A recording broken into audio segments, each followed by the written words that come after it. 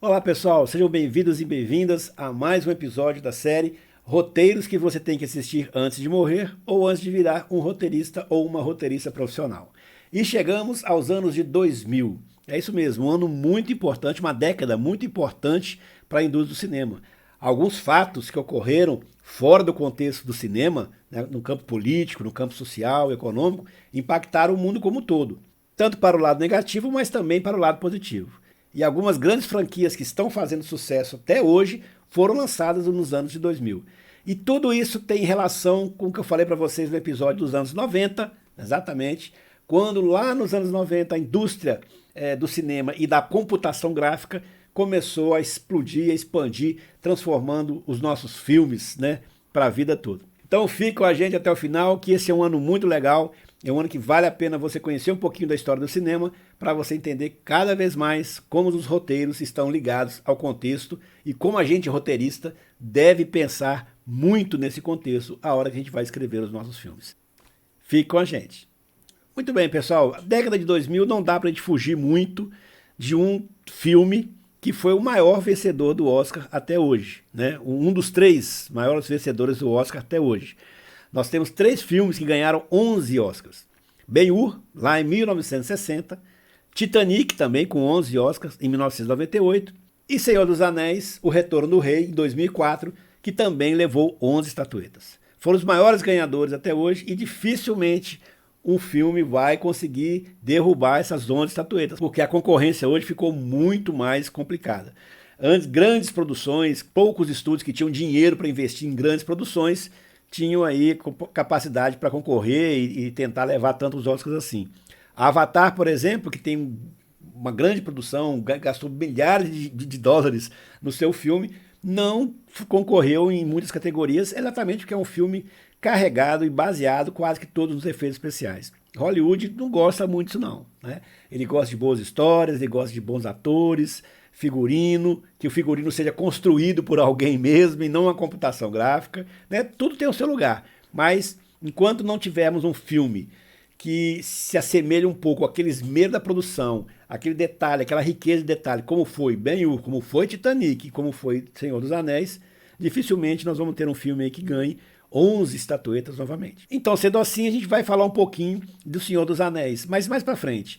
Vale a pena a gente lembrar os fatos que aconteceram na década de 2000, que marcaram a indústria do cinema e também marcaram o mundo, né, por 2 fatos muito importantes. Um para o lado negativo e outro para o lado positivo. O lado negativo, o pessoal também não tem como fugir, é realmente o impacto dos aviões nas Torres Gêmeas em 2001. 11 de setembro de 2001 marca o mundo, divide o mundo novamente, né, entre mocinhos e bandidos, mas que agora não era mais a União Soviética, agora eram os terroristas, né?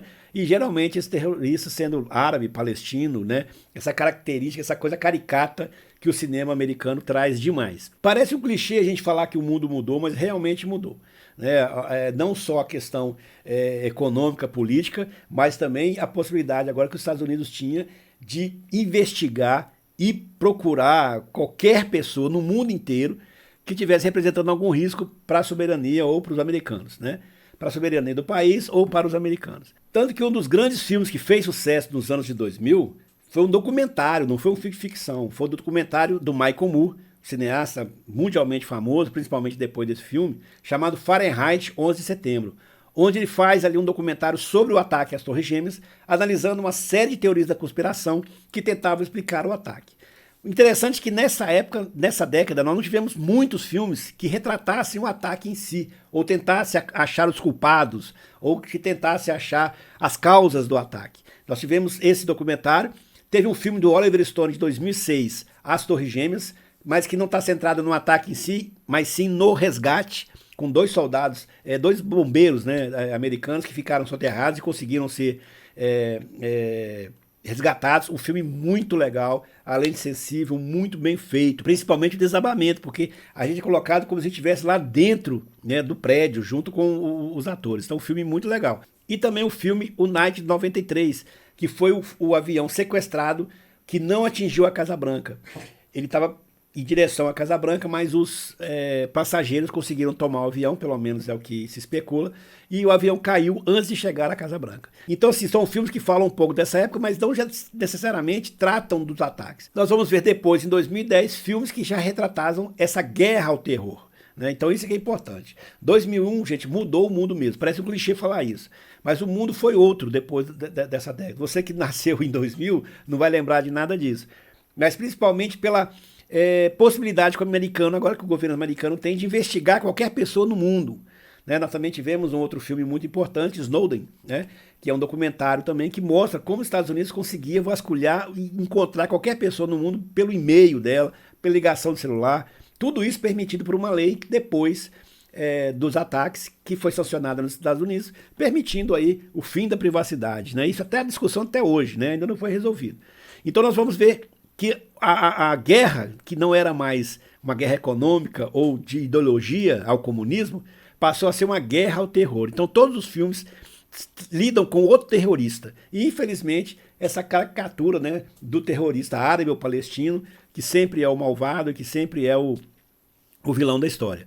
Além disso, nós tivemos um outro fato também, aí um fato mais leve, né, uma notícia boa, que foi a internet de banda larga. Eita, o que seria de nós se não fosse a internet de banda larga? Né? Todo mundo ainda trocando o dia pela noite para poder pagar um pulso só de telefone, né? Ficava de meia-noite às 6 para pagar um pulso só. Quem não viveu essa época aí não sabe o que é você escutar ali o barulhinho do telefone, tentando conectar com uma velocidade de 96K. Parece brincadeira a gente falar, né, que foi coisa de 10, 15 anos atrás. Então, a internet banda larga chega e aí ela começa a mudar economicamente a indústria do cinema. Né? Primeiro, a Netflix, naquela época, existia apenas como uma locadora que fez um acordo com estúdios e com o Correio nos Estados Unidos, que entregava o DVD na sua casa e você podia ficar com ele quantos dias quisesse, até que você alugasse outro. Né? E fez explodir a forma de entregar, né, de comercializar os filmes naquela época. As grandes lojas de Blockbuster, por exemplo, né, lojas 101 vídeos, 1001 vídeos, eu acho que é aqui no Brasil, ou a Blockbuster, que é nos Estados Unidos, que reinou, né, como locadora nos anos 90, início dos anos 2000, de locação de filmes, começaram a falir e aí acabaram que realmente deixaram de existir. Porque o streaming começa, a internet começa, principalmente pela pirataria, infelizmente, começa a minar esse modelo de negócio. E também, mais tarde, quando a banda larga realmente se populariza nos Estados Unidos, a Netflix vê então a possibilidade de usar o streaming como forma de entrega do seu conteúdo. Ela eliminou o correio da jogada, né? Ela passa então a cobrar por assinatura e entrega um catálogo de filmes para ela. Isso foi muito novo e muito rápido, que pegou os estúdios de surpresa. Né? Nenhum deles nessa época conseguiu fazer frente. Ninguém entendia muito bem esse negócio, ninguém nem apostava muito nisso. Então não existia Disney, não existia HBO, não existia nada disso no streaming. Né? É só a Netflix que reinava sozinho. Até que agora, né, mais nos anos 2010 e agora 2020, a indústria de cinema percebeu o poder e a força do streaming. E aí então começaram a retirar os seus catálogos da Netflix. E a Netflix então passa a produzir conteúdo próprio, né, para poder ter o que mostrar, ter produtos no seu catálogo. E aí essa é uma conversa que a gente vai ter na década de 2010, na década de 2020. Mas só para a gente entender que esse ano, essa década nos anos 2000, ela foi muito importante, porque ela modificou mesmo a postura do cinema em relação ao inimigo comum. O inimigo comum não era mais o comunismo, o inimigo comum era o árabe ou palestino, ou o terrorista que vinha dessa região, né? Que isso é muito caricato, é um absurdo, né, falar isso tão claramente, tão objetivamente assim, mas é como o cinema retrata. Então realmente o mundo mudou, né, economicamente, politicamente, socialmente, né, por conta dos ataques às Torres Gêmeas. E também por conta da internet, começou a mudar a estrutura do negócio. Tá? Então, lembre que a gente vai falar disso em outros filmes, porque a estrutura do cinema de negócio começou a mudar, e aí sim tudo muda também. Né? Se o negócio muda, a forma de fazer cinema muda, os roteiros têm que acompanhar. Né? Houve um fato interessante, eu acho que eu já falei disso em outros vídeos, uma greve dos roteiristas de cinema nos Estados Unidos, por conta dos filmes que estavam indo para a internet, eles não ganhavam nada, nenhum royalty sobre essa plataforma. Então eles fizeram uma greve muito grande. Quando eles fizeram essa greve no final dos anos 90, não tinha... E aí parou mesmo, porque lá é o seguinte, nos Estados Unidos a greve lá para tudo mesmo, não pode fazer nada. E quem não é roteirista não pode escrever, você não tem como substituir um empregado pelo outro, né? O sindicato lá para mesmo. E aí o cinema parou de produzir. Mas os atores, iluminadores, cenógrafos, que não tinha nada a ver com isso, migraram para a televisão. Então a gente começa a ver aí na televisão um surgimento de uma qualidade muito grande nas séries. Se você pegar as séries dos anos 80, você vai ver que eram mal feitas, mal produzidas, né? A série dos anos 90, ainda um pouquinho Friends, por exemplo, né? Seinfeld, eram sempre mais séries de comédia romântica, adolescentes, né? Sitcoms mesmo. Nos anos 2000 em diante, com essa debandada dos profissionais de cinema para a televisão e também, claro, com a melhoria da qualidade da imagem da televisão, nessa época a TV digital já estava nos Estados Unidos, né? Então as séries de televisão começam a ter uma história muito melhor, atores consagrados começaram a fazer minisséries ou séries, e aí com a chegada do streaming em 2000, finalzinho de 2008, 2009 lá nos Estados Unidos, né? Aí eles já estavam acostumados a fazer televisão ou fazer filmes fora da indústria de Hollywood. E tem alguns atores, como o Adam Sandler, por exemplo, que não quer fazer filme em Hollywood mais. Ele só está fazendo filme agora produzido pela Netflix, porque fala que tem maior liberdade, a indústria é diferente, e aí daí é uma questão pessoal. Mas então, pessoal, esse é um assunto também que a gente vai tratar depois, tá bom? Vamos lá ao filme, então, de 2004, Senhor dos Anéis, O Retorno do Rei, que foi um filme agraciado com 11 estatuetas do Oscar, e é realmente um filme espetacular em vários sentidos. Mas, do ponto de vista de roteiro, o que chama a atenção da trilogia Senhor dos Anéis, além do Hobbit, que é a segunda trilogia, e também da série que está na Amazon, Senhor dos Anéis. Bom, o filme foi muito elogiado pela crítica e o público respondeu muito bem para uma questão muito importante. Ele é um roteiro adaptado de um livro famoso no mundo inteiro, do J.R.R. Tolkien. Senhor dos Anéis é um livro lido mundialmente. Eu praticamente não li, mas muita gente leu, né? Eu vi o filme, né? Todos os filmes, mas não li o livro. Então fazer um filme baseado num livro desse, que é famosíssimo, é sempre um risco muito grande, porque geralmente muitas pessoas vão dizer: ah, o livro é muito melhor do que o filme. É um pensamento comum e muito natural, porque quando você lê o livro, a sua imaginação cria os personagens, cria os cenários, cria toda a parte visual do filme, é construída na sua cabeça. O que a gente vê na tela é uma adaptação ou a visão do diretor do filme e do roteirista sobre aquele livro, né? Então, geralmente as pessoas vão falar assim: ah, não, o livro é muito melhor do que o filme. Mas Senhor dos Anéis foi um dos poucos filmes, né, na história do cinema que conseguiu agradar a crítica pela qualidade da adaptação para o cinema. Dizem que conseguiu levar toda a estrutura, todos os sentimentos, todas as figuras, tudo que estava no livro. Então a trilogia Senhor dos Anéis, mais do que tudo, ela é um exemplo, uma aula de como fazer uma adaptação de um livro para o cinema. Né? Nós tivemos na mesma década, por exemplo, Harry Potter, também, que foi um grande sucesso, marcou gerações. Mas o próprio livro não é um clássico da literatura como é o do Tolkien, né? Inclusive críticos falam muito mal do livro Harry Potter, né? Que ele é mal escrito. Isso aí é uma polêmica que eu não vou entrar nela. Mas tivemos essa grande franquia também do Harry Potter durante a mesma década. Mas aquele que conseguiu fazer essa adaptação, e aí com você como roteirista, vale a pena você estudar, mas aí você tem que fazer uma coisa, né?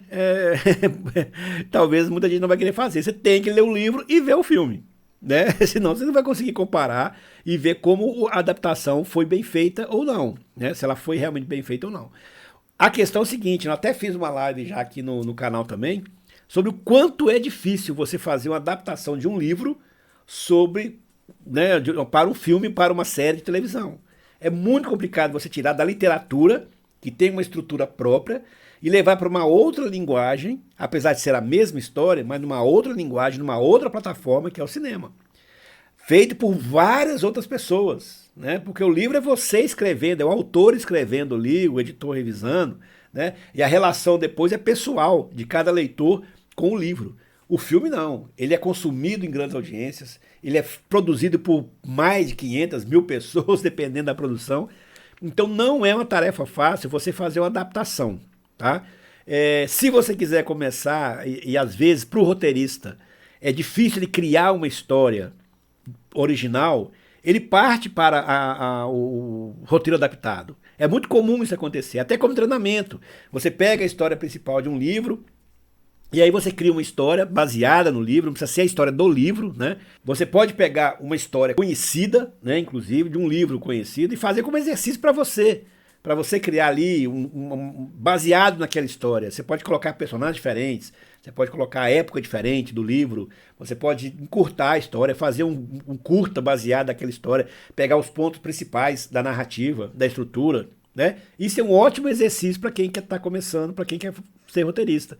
Porque você não precisa ali tentar trazer uma ideia toda original, que consome muita pesquisa, né? E muito tempo para você escrever. Então é um bom exercício. Mas voltando à estrutura do Senhor dos Anéis, ela é a estrutura classiquíssima, né, de Hollywood, né? Pontos de virada, a resolução, o herói, o vilão, o mocinho, o bandido, os personagens coadjuvantes. Então tudo que a gente está falando aqui de roteiro está presente no roteiro do Senhor dos Anéis. Mas além disso, a gente partindo também para os outros filmes da época que também seguem essa estrutura, olha quantas franquias surgiram nessa época. X-Men, por exemplo, Harry Potter, eu já falei, a trilogia Senhor dos Anéis, e também uma muito importante, que é o estúdio Marvel. Exatamente, a Marvel não tinha um estúdio, ela começou com o filme de 2008, lá em 2008, com O Homem de Ferro, né? Fez um sucesso tão grande que era um filme independente. Era um filme independente. É porque nos Estados Unidos filme independente é muito caro, né? Não é aqui no Brasil como se fosse uma coisa underground, uma coisa alternativa. Não, filme independente lá é até um limite de cada produção, até um limite, né, para cada produção ser considerada independente. Eu não sei o valor agora de cabeça, mas você pode pesquisar na internet aí que você acha. Então, era um filme independente que fez tanto sucesso, aí sim a Marvel lança essa franquia, né, dos Vingadores, e aí começa essa revolução aí visual que a gente tem nos super-heróis a partir de 2008 com o Homem de Ferro. Mas também o Batman, né, também a série Batman, a trilogia Batman, voltou, né, nos anos 2000, muitos por conta daquela estrutura, né, as animações, né, de computação Shrek, Procurando Nemo, o Wall-E, né, todos são fruto, né, dos anos 2000, daquela computação gráfica que começou a ser feita lá em 1993, 94, quando eu falei para vocês no vídeo da década de 90. Então, os anos 2000, essa parte tecnológica, ela é de consequência direta da década de 90, né, da computação gráfica que explode aí, e isso impacta o cinema. E vem impactando até hoje. Em 2010 e 2020, agora que nós vamos ali, né, entrar na década de 2020, nós ainda estamos presos, né, a esse tipo de tecnologia. Mas pode chegar coisa nova aí, né? Visualmente, né? Porque nós tivemos várias inovações, né? Talvez um dia eu até faça um vídeo sobre isso, porque não é só a questão da computação gráfica, formato visual, né? Formato de filme, por exemplo. Nós saímos um filme de 35mm para 70, né?